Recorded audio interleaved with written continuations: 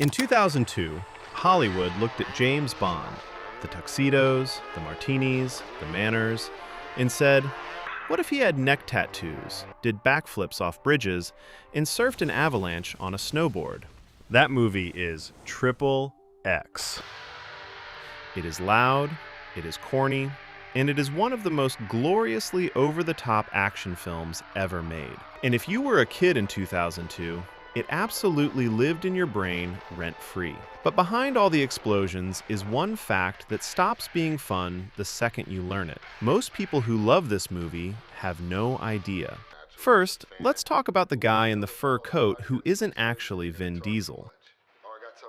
Vin Diesel was obsessed with doing his own stunts in this movie. Rob didn't want me doing his stunts. I was doing more stunts than the studio could ensure. Times when Rob Cohen would have to say action. But there's one famous stunt Vin didn't do. In the opening, when Xander Cage launches a Corvette off a bridge and base jumps out of it, that's not Diesel. He was sick the day they shot it. So a professional stuntman named Tim Rigby did the jump, wearing a rubber mask of Vin Diesel's face. So the very first heroic shot of the movie's tough guy hero, a stranger in a Vin Diesel mask falling out of a car. Triple X leans hard on practical effects, which means the props had to be built fast and cheap. So in the scene where Xander fires a rocket launcher to save the pinned-down officers, that rocket launcher is a regular video camera, painted green, with some parts bolted on. And it gets better. In several stunts, Diesel and his drivers had to wear big, bulky safety helmets. So the effects house Digital Domain digitally erased the helmets and painted Vin's actual head back on top, frame by frame. Half the time you're watching Xander Cage be fearless, you're looking at a computer-generated head and a camcorder. I told him that cigarette would kill him one day. Watch Xander's 1967 Pontiac GTO across the movie, and something looks off. In some shots, it's a deep maroon. In others, it's blue. For 20 years, fans have called it a continuity error. It isn't. The car was hand-built by Hollywood customizer Eddie Paul and coated in a custom color-shifting chameleon paint that literally changes hue depending on the light and the angle you view it from, at around $1,300 a coat. So the mistake is the car working exactly as designed. And that's the tame part. The hood scoop hit a real, working flamethrower. The roof was secretly swapped for fiberglass so it could rip away when Xander ejects.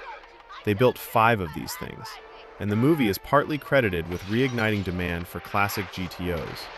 One car doing all of that while changing color on you. Xander Cage is so tied to Vin Diesel that it's hard to picture anyone else. But the role was first offered to someone completely different, Eric Bana, who turned Triple X down to go make a small Australian comedy called The Nugget. A year later, Bana would play the Hulk. So the timeline almost gave us a totally different action hero career for him. And one more thing about Vin. Every single tattoo Xander has in the movie is fake. And before filming, Diesel had never ridden a motocross bike in his life. I trained with the best rock climbers, and I trained with the best motocross experts, and I trained with the snowboarding experts, and I trained with Navy SEALs. Which brings us back to the beginning, and the fact that stops being fun. In the film's climax, Xander glides under a bridge on a parachute to reach a submarine.